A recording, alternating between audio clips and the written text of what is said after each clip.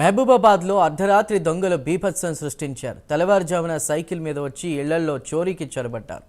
ఓ మహిళ మెడలో ఉన్నటువంటి 3.5 తులాల గోల్డ్ చైన్తో పాటు 10,000 నగదును అపహరించారు. బాధితుల ఫిర్యాదుతో పోలీసులు కేసు నమోదు చేసి ప్రస్తుతం దర్యాప్తు చేస్తున్నారు. మహబూబాబాద్లో వరుస దొంగతనాలతో పట్టణ ప్రజలు, వ్యాపారులు భయాందోళన చెందుతున్నారు. ఇప్పటికైనా పోలీసులు నిఘా పెంచి దొంగల బారి నుంచి కాపాడాలని కోరుతున్నారు.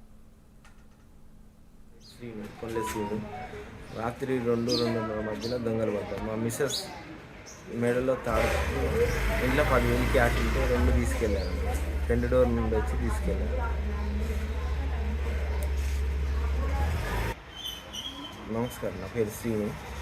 రాత్రి నిద్రలో ఉన్నామండి. మా మిస్సెస్ మెడలో 3 తులాల తాడును, బీరువాల 10,000 రూపాయలు క్యాష్ ఉంటే దొంగతనం చేసి రెగ్యులర్గా దొంగతనాలు జరుగుతున్నాయండి. ఎట్లా వచ్చారు? వెనక 2 డోర్ నుంచి వచ్చారు. బీరువా డోర్ పలగొట్టి క్యాష్ 10,000, మా మిస్సెస్ మెడలో 3 తులాల మంగళసూత్రం తీసుకెళ్ళారు.